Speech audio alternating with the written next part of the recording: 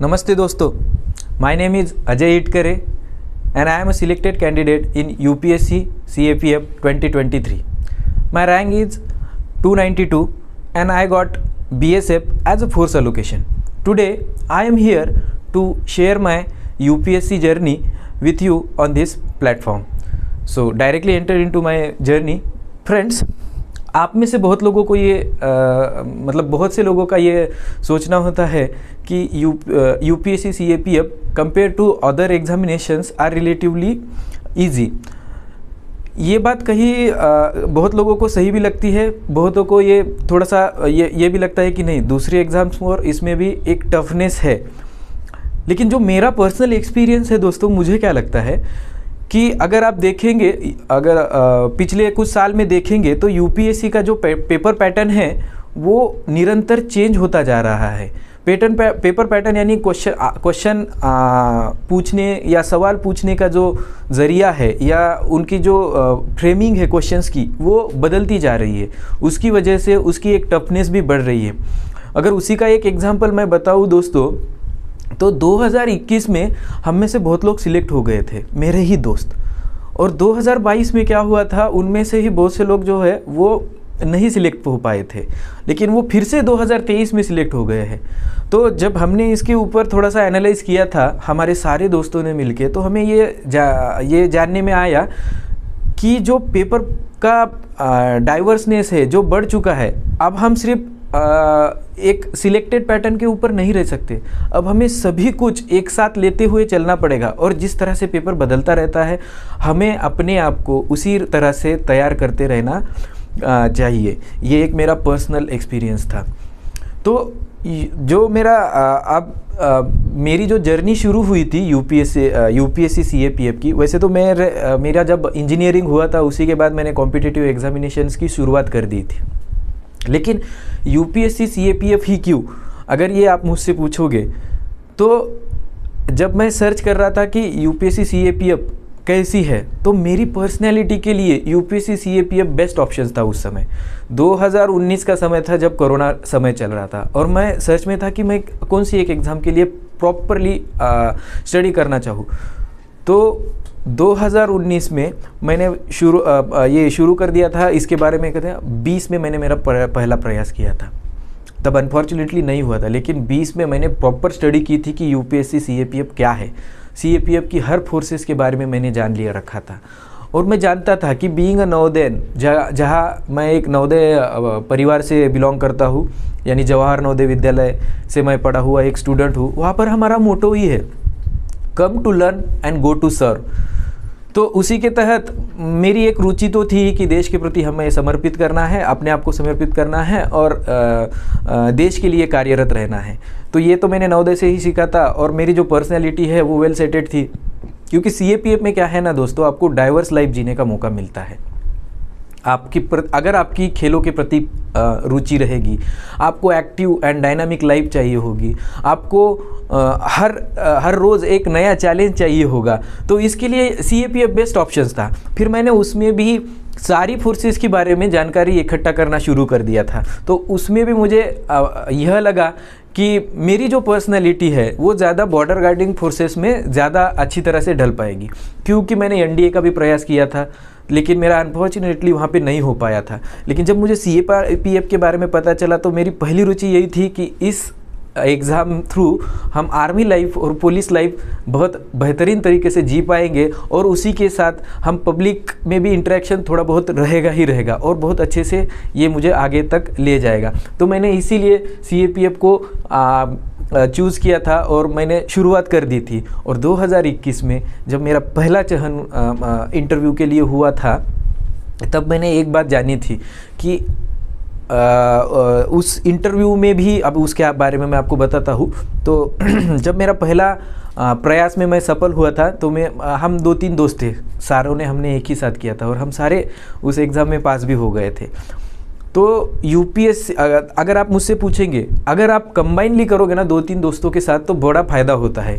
क्योंकि यूपीएससी का जो मेन रोल है वो पेपर 1 है। क्योंकि पेपर 1 में अगर आपने अपनी स्ट्रेंथ बना ली, तो आपका रैंक ऊपर भी चला जाएगा, और आप अपने आप को फाइनल लिस्ट में अपना नाम पक्का करने के लिए पूरी तरह से तैयार भी हो जाएंगे। इसलिए पेपर 1 बहुत महत्वपूर्ण है क्योंकि वो आपको मार्क्स बढ़ा देता है। लेकिन मेरा जो पर्सनल एक्सपीरियंस है वो ज़रा सा अलग है, क्योंकि मैंने 21 में भी देखा, 22 में भी देखा और 23 में भी देखा। तीनों साल मैंने बहुत प्रयास किया कि मैं पेपर 1 में मैं अपने मार्क्स बढ़ा सकूं, लेकिन मेरे वहाँ पे मार्क्स नहीं बढ़ रहे थे, और बढ़े भी तो बस 10 या 4-5 मार्क्स ऐसे ही बढ़ रहे थे, यानी 10 के एवरेज में ही मेरे मार्क्स बढ़ रहे थे। लेकिन उसी के विपरीत जब मैं अपना पेपर 2 देखता हूँ या इंटरव्यू देखता हूँ तो मेरे मार्क्स वहाँ पे बढ़ रहे थे।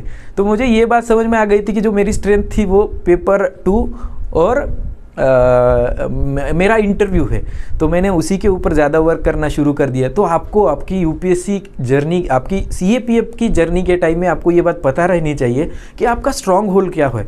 वैसे मेरे ही दोस्त थे जैसे कि अजय ढोक जी, उनका पेपर 1 बड़ा तगड़ा था, उन्होंने अपने पेपर 1 में लगभग 50 मार्क्स तक बढ़ा लिए थे। लेकिन ये आपको पता रहना चाहिए कि आपके स्ट्रॉन्ग होल्ड क्या है, ये भी इस जर्नी का एक बड़ा पार्ट रहता है। अब क्या होता है कि हम इस जर्नी में चले जाते हैं, लेकिन देखिए सीएपीएफ में एक और जो दिक्कत मुझे लगती है वो क्या है कि पेपर 1 के बाद इंटरव्यू में बहुत बड़ा गैप रह जाता है। देखिए अब आपका जो पेपर होगा वो अगस्त में हो जाता है और उसके 40 दिन बाद आपका रिजल्ट आता है, और फिर दिसंबर में आपकी मेडिकल एंड पीएचडी हो जाती है। तब तक तो आप अपने आप को ठीक रखते हैं, लेकिन उसके बाद आपका मार्च मई, अब 4-5 महीने बाद इंटरव्यू रहता है, और तब तक हम अपने आप को सेल्फ मोटिवेटेड नहीं रख पाते हैं। और अगर हम डेडिकेटली एक ही एग्ज़ाम के लिए कर रहे हैं तो बड़ा दिक्कत होती है। अगर आप कंबाइनली 4-5 एग्ज़ाम कर रहे हो तो कोई दिक्कत नहीं है, आपका मन वहाँ लगा रहेगा। लेकिन अगर आप सीएपीएफ, एक बात ध्यान में रखिए, सीएपीएफ अगर डेडिकेटली करना है तो आपको यहाँ पे पूरा टाइम देना ही पड़ेगा। ऐसा नहीं कि 4 महीने का गैप था गया तो आपने क्या बोलते हैं डिस्ट्रैक्टेड, आप उससे डिस्ट्रैक्टेड हो गए हैं, या फिर आप आइसोलेटेड हो गए हैं और आप उस एग्ज़ाम के बारे में ज़्यादा पढ़ेंगे नहीं। ऐसा नहीं, आपको पूरा करंट अफेयर अच्छे से याद रखना चाहिए, आपको उसके बारे में पढ़ते रहना चाहिए। भले ही अब आपका पीएचडी क्लियर होने के बाद आपको इंटरव्यू की तैयारी करती ही रहनी चाहिए। बड़े सारे मेरे दोस्त जो मुझे उनका बताते हैं कि एग्ज़ाम के मतलब इंटरव्यू शेड्यूल आने के बाद वो अपना इंटरव्यू की तैयारी शुरू कर देते हैं। ऐसा नहीं करना है, आपने जब से अपना डैप भरा है, क्योंकि इंटरव्यू का जो मेन गाभा या इसेंस होगा, जो आपका इंटरव्यू जिस चीज़ के ऊपर चलेगा वो आपका डैप होगा। तो आपको आपके डैप के ऊपर तभी से काम करना शुरू करना चाहिए, जो हमने किया था, और उसका फ़ायदा भी मुझे इस साल के मेरे इंटरव्यू में हुआ है। मैं एक अलग वीडियो लेके आऊँगा, उसमें बताऊँगा आपको इंटरव्यू के बारे में। तो अभी चलते हैं इसके बारे में। तो सबसे बड़ी चीज़ आपके प्रिपरेशन के दरमियान अगर कोई रहेगी तो वो पेशेंस एंड परसिवरेंस। आपको आपके ध्येय को कभी छोड़ना नहीं है। ध्येय और आपका निरंतर अभ्यास, यह 2 चीज़ें हैं जो आपको आगे की तरफ लेती जाएंगी। सेल्फ मोटिवेशन आपका हाई होना चाहिए, और इस जर्नी के दरमियान आपके फ्रेंड्स हो गए, फैमिली मेम्बर्स हो गए, माँ बाप हो गए, और जो आपके गाइड है, सर्स हो गए, जिन्होंने भी आपको पेपर में मदद की होगी, उन सभी का प्रयत्न आपके साथ रहता ही है। लेकिन आपको मोटिवेटेड उनके थ्रू रहना ही है। आपका कोई भी डिस्कशन हो, आपका कोई भी प्रॉब्लम हो, आपको उनके साथ आपको डिस्कस करना चाहिए।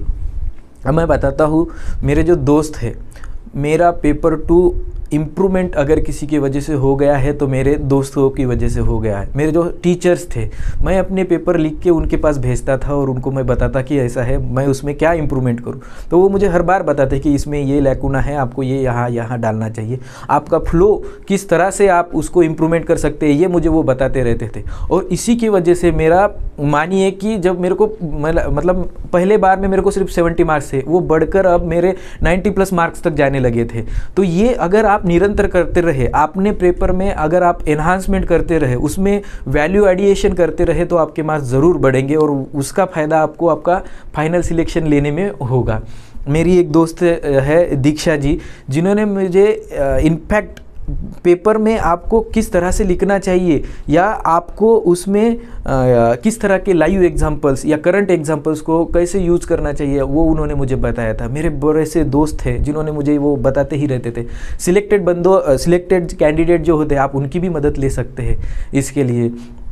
तो आगे चलते हैं। तो जो मेरा पहला इंटरव्यू था दोस्तों, मेरा पहला जो इंटरव्यू था उसमें मुझे मार्क्स तो अच्छे आए थे, तो मुझे ये बात तो समझ में आ गई थी कि यार जो हमारा नॉलेज है वो सही है, लेकिन जब मैं इंटरव्यू के बाहर आया था तो मुझे ये बात समझ में आ गई थी कि मैं और ज़्यादा मार्क्स ले सकता था, या मैं इससे और बढ़िया तरीके से या बेहतरीन तरीके से मैं और इसको अच्छी तरह से कर पाता था। और जब फाइनल रिज़ल्ट आया तो मुझे वो समझ में आ गया कि अगर इंटरव्यू में मैंने अपना कॉन्फिडेंस और हाई रखा होता है, जो कि एक असिस्टेंट कमांडेंट के लिए ज़रूरी होता है कि आपको अपना जोश हर जगह दिखाना पड़ेगा, और इंटरव्यूअर के सामने अगर आप ये दिखाएंगे तो मान के चलिए कि आपके 100+ मार्क्स आने ही हैं। और मेरे दूसरे प्रयास में ये हुआ है मेरे साथ। तो मैं आपको यही बताऊंगा कि आपको अपना जोश भी हाई रखना पड़ेगा, तभी जाके आप इस एग्ज़ाम को क्लियरिफाई कर पाएंगे। और आज मैं आपको ये बताते हुए बड़ा गौरवान्वित महसूस कर रहा हूँ कि मेरा 2023 में सिलेक्शन हो चुका है। मेरी ऑल इंडिया रैंक 292 है और फोर्स एलोकेशन के तहत मुझे BSF फोर्स मिल चुकी है। मेरे लिए ये केवल एक फोर्स या मेरे लिए केवल ये एक बल नहीं है, मेरे लिए CAPF में जाना एक स्वप्न की तरह, एक ड्रीम पूरा होने के जैसा है, क्योंकि मैंने इसके लिए बहुत मेहनत की हुई थी। और अब जब आपकी मेहनत को एक फल मिलता है या उसको एक ग्रैंड सक्सेस मिलती है तो आपको बहुत बड़ी एक सुखद अनुभूति होती है। ये मानिए, आप अगर आप ठीक तरह से करेंगे, आपका प्रिपरेशन सिलेक्शन होने के बाद ही आपको महसूस होगा।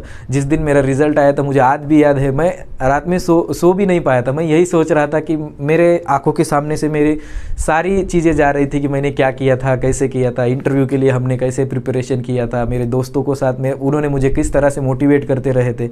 ये सारी चीज़ें आपके आंखों के सामने से जाने लगती है। और आज एक प्राउड असिस्टेंट कमांडेंट हूँ, इस बात का मुझे बहुत बहुत गर्व है। और यही मेरी जर्नी थी। मेरी जर्नी के थ्रू अगर आप लोगों को कुछ भी फ़ायदा हो तो ये मेरे लिए बहुत गर्व की बात होगी। धन्यवाद दोस्तों, धन्यवाद।